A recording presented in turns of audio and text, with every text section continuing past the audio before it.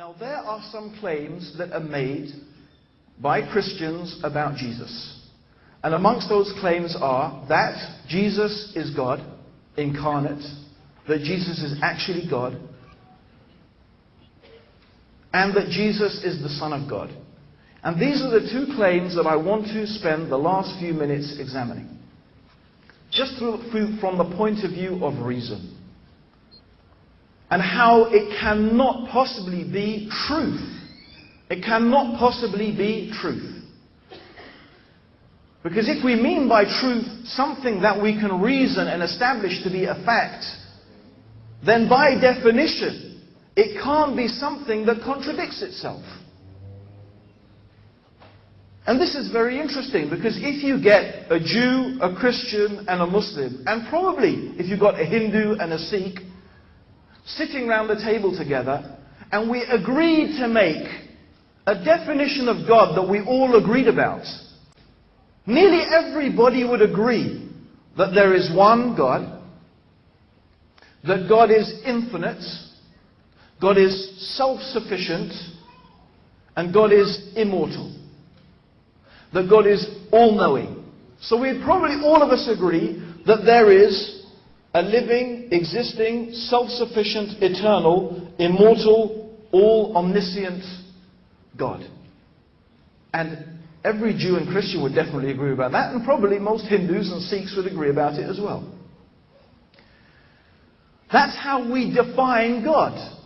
We define God as being all-knowing, all-seeing, all-hearing. We define God as being eternal.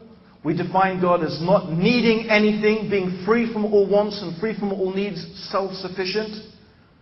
And immortal. In other words, God never dies. He's ever living. He is the first before whom there is none, and He is the last after whom there is none. Then let us define man. Man, by definition, does not fit those characteristics. Man, by definition, is born and dies. That makes us mortal. Man, or to use the politically correct term, humans, men and women, right? Okay? Humans, human beings, they're born and they die, so they are mortal by definition. They are needy, meaning we need to breathe, we need to eat, we need to drink. We have many other needs, but we have needs, so we are not, therefore, self-sufficient. We are limited in our knowledge. We are limited in our knowledge.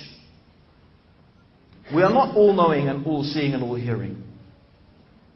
So therefore, what defines a human being is very different from what defines a God. Or what defines the God, the Creator. Now, how can something be two opposites at the same time? How can God be eternal and immortal and be temporary and mortal at the same time? How can God be self-sufficient and needy at the same time? How can something be all-knowing and ignorant of things at the same time?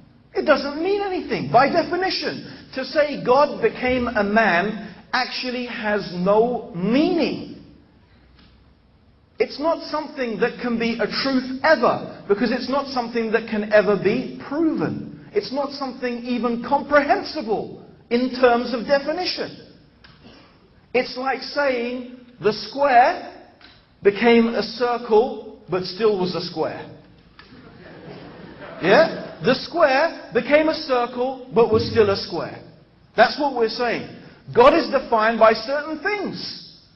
And man is defined by certain things. And those things are opposites. You can't be the same, you can't be the two things at the same time. In fact, that should be enough for anybody to realize the absurdity of the claim that Jesus is God. Jesus is perfect God and perfect man. It doesn't mean anything. You can't be perfectly knowing everything and perfectly not knowing everything at the same time. And for someone who often says, well, God can do anything, of course there are many replies to that. One of them is to answer it with another question. Well, can God do something evil? He's a good God, and He is a God who is all good, can He do evil? If God is all-knowing, and God is wise, can He do something stupid? No, God has certain attributes. God has a certain nature that defines God. So by definition, that's what defines God. If God is immortal, He does not die. If God is self-sufficient, He does not eat and breathe. And we have too many descriptions in the Gospel of Jesus, of His mortality. Of course, according to Christian theology, He dies on the cross. He's killed. Can you kill God? According to the Bible, Jesus doesn't know things. He's ignorant of things. He is weak. He forgets. He's human. He eats. He walks in the marketplace. He breathes air. This is Jesus. There's one amazing example that is so clear. It's the famous example of the fig tree, that one day Jesus is riding on a donkey. Think about it. Does God ride on a donkey? And He sees a fig tree and He feels hungry. So God is hungry. And He wants to eat some figs. So He goes to the fig tree and He finds there's no figs on the tree. That means from the donkey to the fig tree, He couldn't see whether there were figs or not. Is that someone who sees everything? He didn't even know there were no figs on the tree. And it becomes more surprising because when there were no figs on the tree, it says, because it wasn't the season for figs. So He didn't even know when the seasons were. And He's supposed to be the creator of the seasons. So we've got a God riding on a donkey who gets hungry, okay? Who doesn't know whether there's figs on the tree and doesn't even know the seasons of the figs, right? And when He sees there's no figs on the tree, He gets so upset, He curses the fig tree and it withers and dies. Now, that is truly extraordinary. Because most Christians would say in defense is that, no, all of that was the human side of Jesus. The human side of Jesus was His riding on a donkey, His not knowing, His feeling hungry. But the God bit of Jesus was when He cursed the fig tree and it withered and died.